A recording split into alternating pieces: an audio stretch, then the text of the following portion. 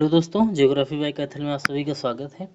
तो हम लोग देखते हैं, हमारी 50 क्वेश्चनों की सीरीज चल रही थी। ठीक, इसमें ज्योग्राफी के इम्पोर्टेंट एमसीक्यू हैं जो सभी परीक्षाओं के लिए महत्वपूर्ण है। तो पहला क्वेश्चन कह रहा है, किस दाब पट्टी को घोड़े के अक्षांश के नाम से जाना जाता है? तो किसके हो जाएगा? उपोष्ण निम्न दाब। ये उत्तरी और दक्षिणी, नॉर्थ एंड साउथ दोनों गोलार्धों में अगर देखा जाए तो 30 डिग्री से 35 डिग्री के बीच पाई जाती है। ठीक, अगला क्वेश्चन, क्वेश्चन नंबर 2 कह रहे फान किस क्षेत्र की गर्म हवा है? फान किस क्षेत्र की गर्म हवा है? तो हो जाएगा आल्प्स पर्वत की है। और फ्रांस और स्पेन इसमें आते हैं। ठीक, फ्रांस स्पेन। क्वेश्चन नंबर 3 कह रहे उष्णकटिबंधीय चक्रवात की प्रचंडता का अनुभव भारत में सर्वाधिक किस क्षेत्र में होता है? तो बंगाल की खाड़ी में होता है। ठीक है।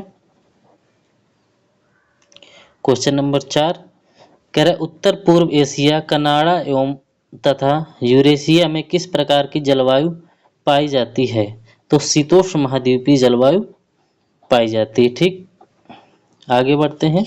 क्वेश्चन नंबर 5 कह रहा केमान, प्यूर्टो रिको तथा साउथ सैंडविच खाई किस महासागर की प्रमुख खाइयाँ हैं? ये हो जाएगा अटलांटिक महासागर की प्रमुख खाइयाँ हैं। ठीक, और अगर अटलांटिक महासागर को देखें तो ये एस आकार का है। क्वेश्चन नंबर 6 कह रहा महीने में कितनी बार पृथ्वी, चंद्रमा में सूर्य एक सीधी रेखा में स्थित होते हैं? तो क्या हो जाएगा? 2 बार। ठीक, एक अमावस्या को, एक पूर्णमासी को। क्वेश्चन नंबर 7 कह रहा है कामे कान जो संसार की सबसे लंबी पाइपलाइन है की लंबाई कितनी है? तो हो जाएगा 4800 किलोमीटर इसकी लंबाई है। और ये कहाँ पाई जाती है? मध्य एशिया के तुर्कमेनिस्तान से चीन को जोड़ती है। ठीक, आगे बढ़ते हैं। क्वेश्चन नंबर 8 कह रहा निम्न में से किस सिंधु पंख का जमाव हिंद महासागर में अत्यधिक है? ठीक, तो क्या हो जाएगा? ग्लोबी जेरिना। अगर ये देखा जाए तो मृतजीवों का अवशेष ही है जिसको ग्लोबी जेरिना कहा जाता है। क्वेश्चन नंबर 9 कह रहा है रबड़, रोजवुड, ताड़ एवं महोगनी वृक्ष में से किस एक से संबंधित है? तो ये उष्णकटिबंधीय सदाबहार वनों के वृक्ष हैं ये सारे।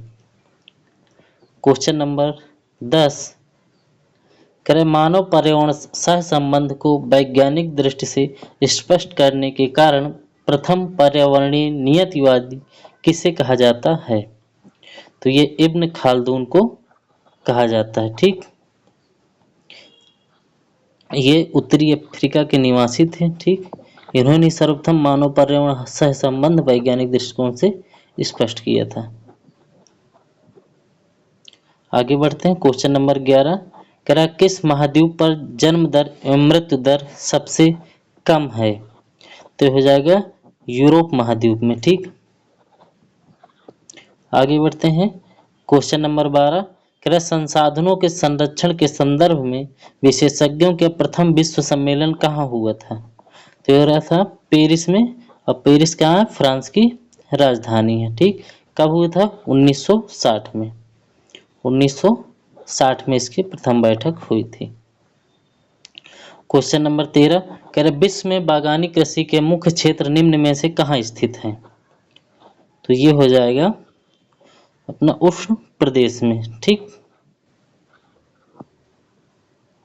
क्वेश्चन नंबर 14 कह रहे संयुक्त राज्य अमेरिका के चावल उत्पादक क्षेत्र से संबंधित नहीं है। तो मिसिसिपी राज्य का उत्तरी भाग ये संबंधित नहीं है। ठीक, आगे बढ़ते हैं। क्वेश्चन नंबर 15 कह रहे विश्व के बृहत कृषि प्रदेशों का सर्वप्रथम सीमांकन किया था। तो किसने किया था? डी हिटलसी महोदय ने। ठीक, और देखा जाए तो कब किया था? तो 1936 के आसपास किया था। ठीक, क्वेश्चन नंबर 16 कह रहा टीम का प्रयोग निम्न में से किस विद्वान ने किया था? तो अल्फ्रेड वेबर महोदय ने किया था। ठीक, और यह शास्त्री थे। क्वेश्चन नंबर 17 कह रहा उलान उदे जंक्शन निम्न में से किस रेल मार्ग पर है?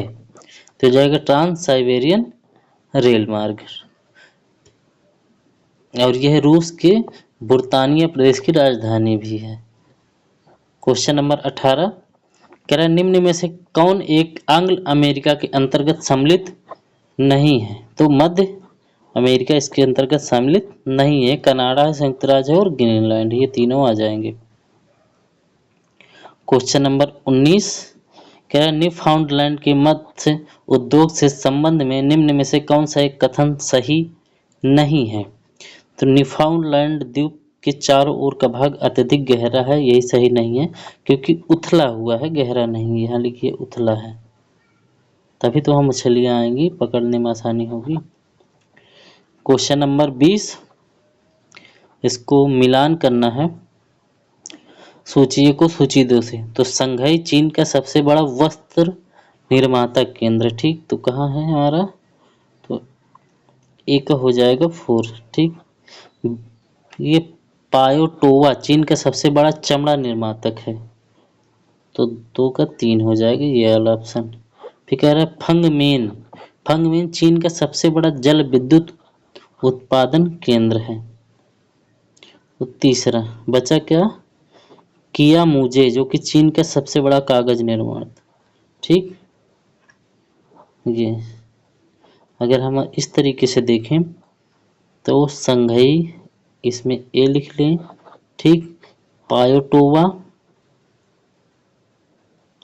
इसमें बी लिख लें, और सी फंगमेन जल विद्युत के लिए, तो सी लिख लें और इसमें डी लिख लें, ठीक। तो ऐसे हो जाएगा।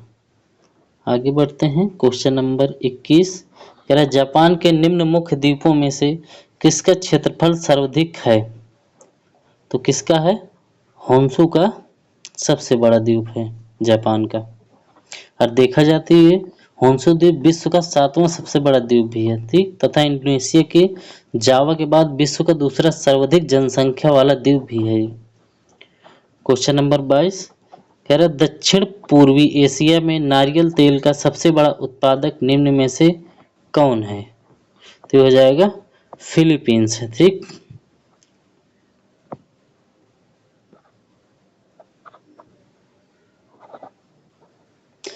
लेकिन है तो अगर देखा जाए तो इंडोनेशिया है दक्षिण पूर्व में, इंडोनेशिया, लेकिन इंडोनेशिया विकल्प न होने के कारण फिलीपींस यहाँ पे सही होगा।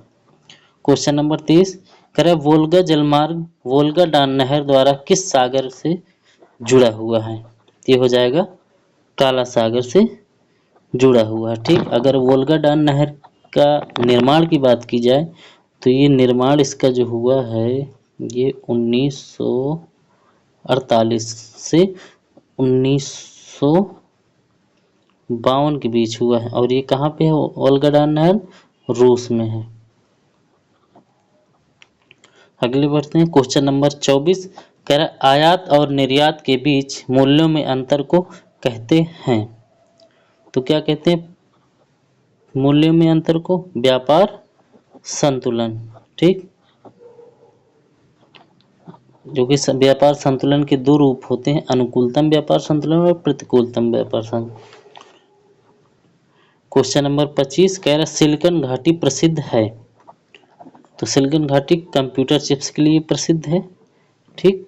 और ये कहाँ है? यूएसए के कैलिफोर्निया में है, कैलिफोर्निया में। क्वेश्चन नंबर 26 कह रहा स्थायी हिम क्षेत्र नहीं है। तो ऑस्ट्रेलिया स्थायी हिम क्षेत्र नहीं है, बाकी अंटार्कटिका और ग्रीनलैंड है।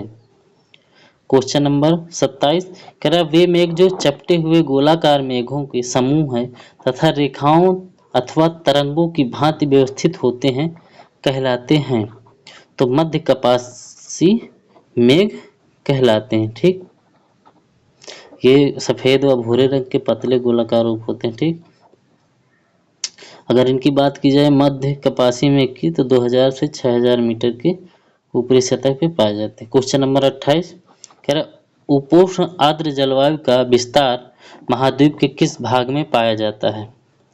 तो ये पूर्वी भाग में पाया जाता है। ठीक, क्वेश्चन नंबर 29 कह रहा कोपेन ने जलवायु को वर्गीकृत करने के लिए क्या आधार लिया था? तो तापमान तथा वर्षण आधार लिया था। क्वेश्चन नंबर 30 कह रहा किस भूवैज्ञानिक ने अंतः सागरीय भू आकृतियों के वर्गीकरण की प्रणाली स्थापित की? तो हो जाएगा ब्रून्स जी हेजेन। ठीक, ये और कहाँ के थे? यूएसए के थे। क्वेश्चन नंबर 31 कह रहा महासागरीय जल का द्विस्तरीय स्तर कहलाता है? तो हो जाएगा थर्मोक्लाइन कहलाता है। ठीक, क्वेश्चन नंबर 32 कह रहा सर्वप्रथम किस देश का मृदा वर्गीकरण संपूर्ण रूप से 1938 में प्रकाशित हुआ? तो यूएसए का। और किसने किया था? हुटलसी महोदय ने। क्वेश्चन नंबर 33 कह रहा 90 किलोमीटर के ऊपर वायुमंडल का संगठन अधिकाधिक हल्की गैसों की वृद्धि के साथ परिवर्तित होने लगता है। यह परत क्या कहलाती है? तो क्या कहलाती है? हेस्ट्रोफियर। ठीक, क्वेश्चन नंबर 34 कह रहा वायुमंडल में कौन सी परत वायुयान उड़ान के लिए अत्यंत सुविधाजनक दशाएं हैं? तो समताप मंडल। क्वेश्चन नंबर 35 कह रहा रूस के संदर्भ में कौन एक युग्म सुमेलित नहीं है? तो ये निजी खेती की समाप्ति 1940, ये सही नहीं है और बाकी सभी सही है, क्योंकि जोसेफ स्टालिन ने नवंबर 1927 में सामूहिक खेती को प्रारंभ करवाया था। इस प्रकार यहाँ निजी खेती की समाप्ति हो गई। ठीक, कब हुई थी? 1927 में, ना कि 1940, 1927 में। और किसने करवाए थे? स्टालिन ने। क्वेश्चन नंबर 36 कह रहा है दक्षिण पूर्व एशिया में कौन सी कृषि प्रारूप प्रचलन में है? तो सघन जीवन निर्वाह कृषि, क्योंकि जनसंख्या अधिक है वहां पे।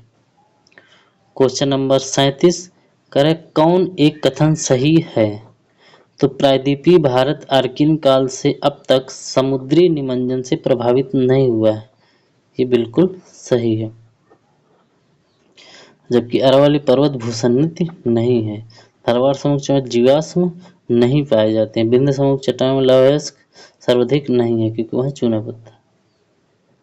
क्वेश्चन नंबर 38 कह रहा निम्न में से कौन एक सुमेलित नहीं है? तो कंगेर छत्तीसगढ़, इंद्रावती छत्तीसगढ़, ये झारखंड, यहाँ यही हमारा सही नहीं है। ये कहाँ है?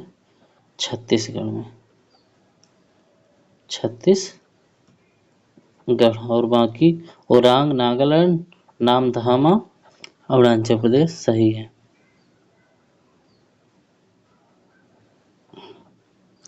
अच्छा, पूछ रहा है ओरांग नागालैंड में, ये भी नहीं है, ये असम में है शायद। असम में,